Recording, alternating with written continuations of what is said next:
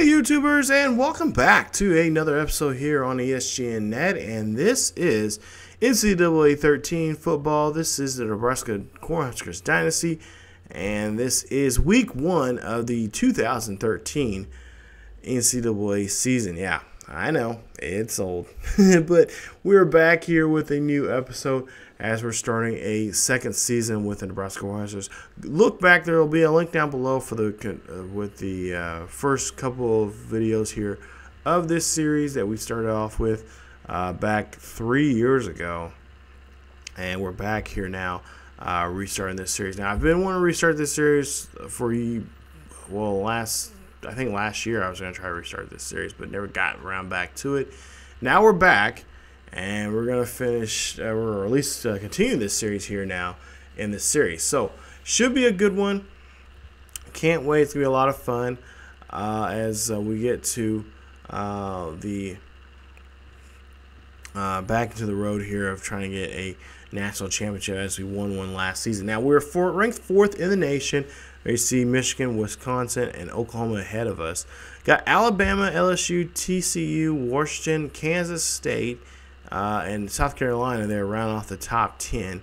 And then, of course, we'll take a look here at the top 25 as we go here from 11 through 25.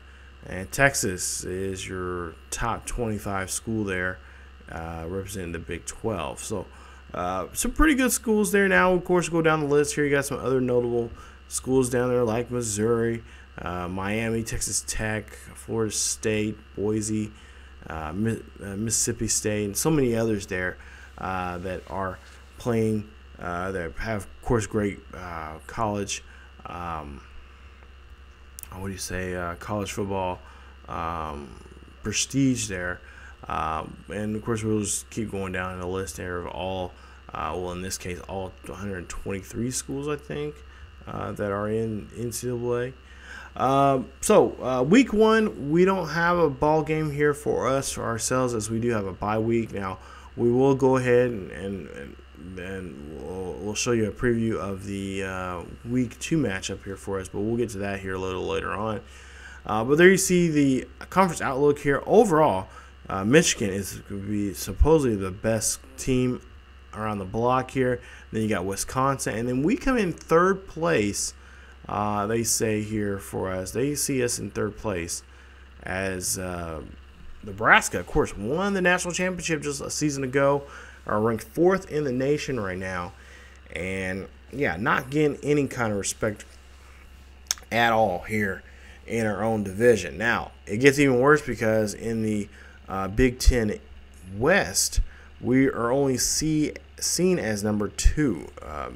Wisconsin is the better team, and they are they're here in the rankings. Now, take a look at the Heisman watch. Yes, that's Eddie Lacy there, young Eddie Lacy, 97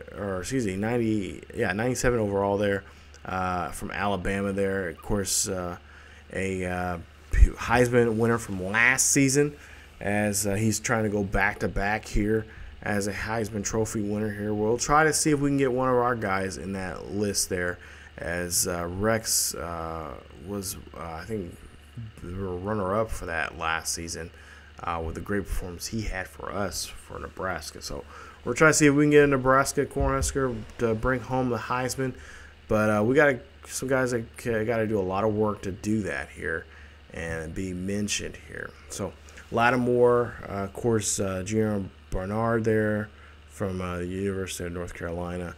There, of course, now plays for I don't know. Does he? I can't remember if he still plays for the Bengals or not. But yeah, one of the now Bengals players. And then, of course, here you see the game of the week. There you see Stanford versus Utah. There, that is, I believe, an early Pac-12 matchup there. So we got some pretty good well, here I think in week 2, I think we even got some really good matchups and even some rivalry games already starting this season. So this season is going to be, already starting hot right off the bat there, as we get this college football season going for ourselves. I think we're going to take a look here and see the final score there. You see Utah wins that one. 34-17 is your final score, as they take the first week here by storm with a great game and winning a great game against a really good Stanford football club there. So nice job there to see that happen. But there you see the matchup there. Yes, we are going to be playing against number 1. If you remember from the previous episode I told you guys what the schedule is going to look like. And if you was paying attention, yeah, we got an early matchup there against Michigan. They are number 1 in the nation this year, and they're going to be taking us as we're number 4. So it's going to be a good number 1, number 4 matchup. Later on, we take on, I think later getting close to the end of the season, we take on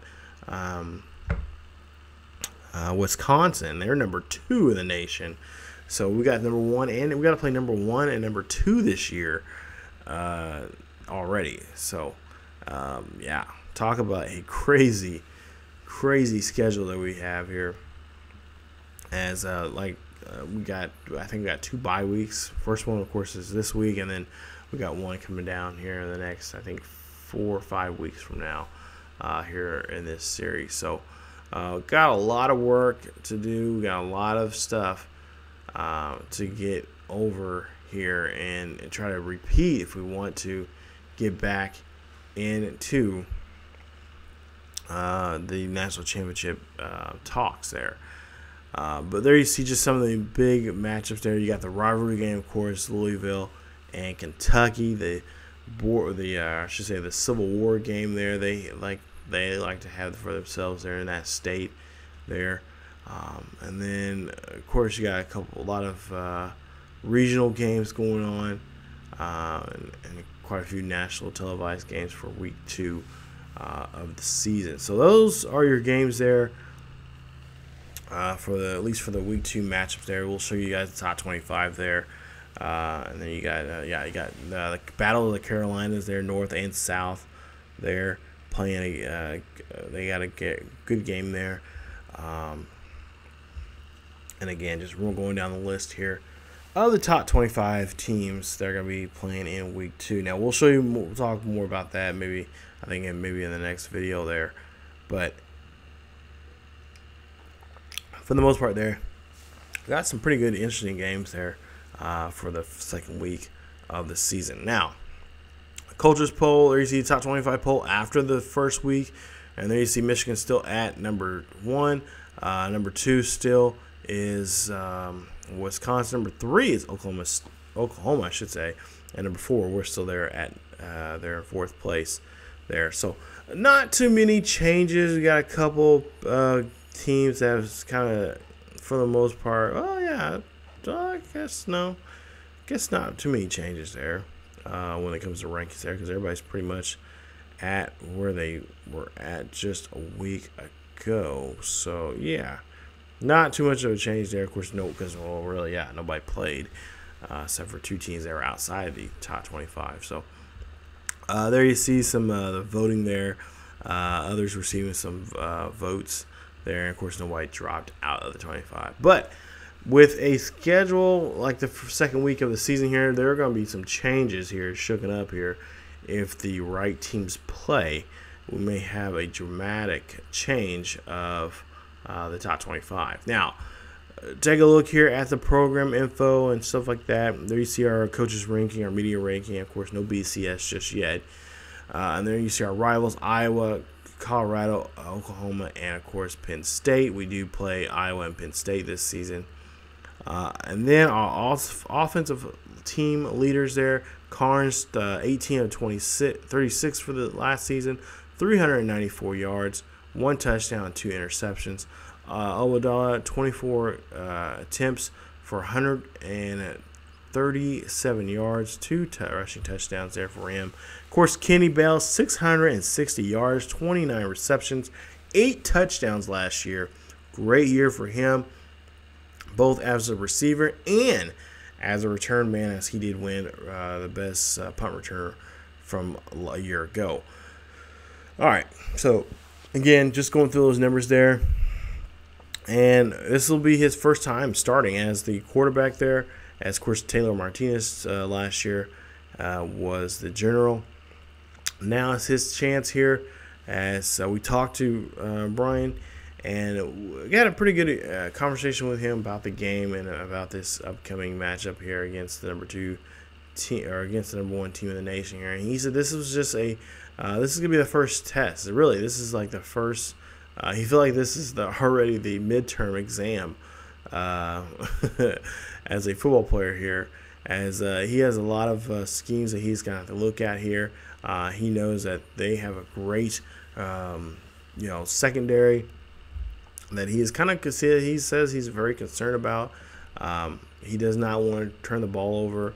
Of course, talking to Bo Pelini, that was really one of the things they harped about during practice, that this team was very talented. Both teams are very talented, but Michigan is just as talented, and they love taking advantage of the quarterback, especially when interceptions like that. Really control. They, looking at game field there, they did a great job last season towards the end there, of really controlling the tempo of the opposition's offense and really controlling where the quarterback can throw at.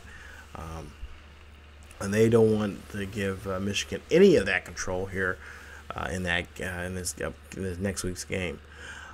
But there you see some of the defensive numbers there from last season and what they did. This is our career numbers, I should say, overall here. And again, for the most part here, pretty nice, pretty simple, pretty easy, pretty good there, and not too much of a problem. No areas there for those guys there. Some pretty decent numbers when it comes to last season. So,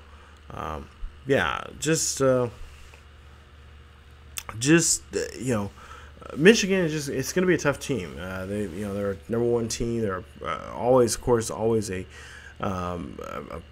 dominant football squad here in the last couple of years. Even though they did have some problems there with players and just different coaches coming in and out, but still a team that you have to when you're playing them, if they're on your schedule. You're going to have to game plan them in a lot of different aspects of their game. There you see there, Ohio State, of course, their rival, Michigan State, Notre Dame, and, of course, Minnesota are their rivals. And there you see Gardner, their quarterback. Also, he runs the ball very well there. That is something that the defense of Nebraska is going to have to try to minimize and try to keep intact when playing Gardner and Michigan, because they love running their quarterback there, who has not just a great arm, but great legs there. And talking to some of the defensive linemen there, they said that that was something that they was going to put in check here and make him if he does run, make him know that, hey, you run, we're going to come after you, we're going to hurt you. We want to, have you be one-dimensional. So, just kind of like put him in enclose him, and just take away the running game from him, force him to pass the ball down the field, and if they get a good shot at him, hitting them on the field, they're going to try to take it. A clean shot, I should say, not a dirty shot, but something clean, because they want him to pass the ball. They want him to stay in that pocket and not control the defense, or not have the defense running around all over the field there after him. Hopkins, there you see Stephen Hopkins, one of the runners there last year. I had 1 touchdown there. Gallen, there you see 31 receptions, 359 yards, 6 touchdowns for him last year. He is definitely going to be a guy, along with Gerard Robinson there, when it comes to in the receiving. And who else? Dillo there, 312 yards last season, 22 receptions. He had 1 touchdown there. So Gallen is really a guy we're going to be kind of zeroing in and focusing on throughout the game. And then, of course, take a look at some of their, or there you see some of the offensive line numbers there. Also defensively here, They have a linebacker core here that's just as talented, just like ours, and I think that's where that matchup there defensively there. I think that's what's kind of gonna, to me, in my opinion, is gonna be a push here because both teams have guys that can do a good job there of spying on the quarterback and putting a good hit on him. I think at least for Carnes, for Nebraska, won't be running the option too much here because of that. So we'll probably see a lot of Abdallah and Cream Cross because I think they've had some game plans there for Cross to, or at least have a couple of series here they've kind of scripted out for him and a couple of plays there. I wouldn't be surprised if both men have over 100 yards in the game, or somewhere around 100 yards there, because they're both talented that Nebraska could use a double backfield set there, and I wouldn't be surprised if they have one of them play a fullback position there to run the ball if need be. So we'll see how that goes. Nebraska's working on a lot of things here this week. They were kind of tight-lipped about what they have in store, which is completely understandable. But here they go. This is their chance to get back and this being ranked number 4 and winning the winning the national championship last year is kind of a slap in the face. But that's all right. They'll go ahead and take it, and they'll try to show the world here otherwise of why they should have been taken a lot serious. A lot more serious. So we'll see how that goes here coming up in the next episode. So stay tuned for week 2 here in Nebraska Cornhuskers Dynasty here on NCAA 13 for that game. So really good matchup there. You see Cornhuskers looking to open up Big Ten play against a tough Michigan team, and definitely it's going to be a tough one in a lot of ways. So can't wait. We'll see how that goes here. So thank you guys so much for watching. If you guys enjoyed today's video, please leave a like. Also, don't forget to subscribe to the channel for more Cornhuskers Dynasty here on ESGNet. Follow us on Facebook, Twitter, and Tumblr. Links are down below in the description. Check those out.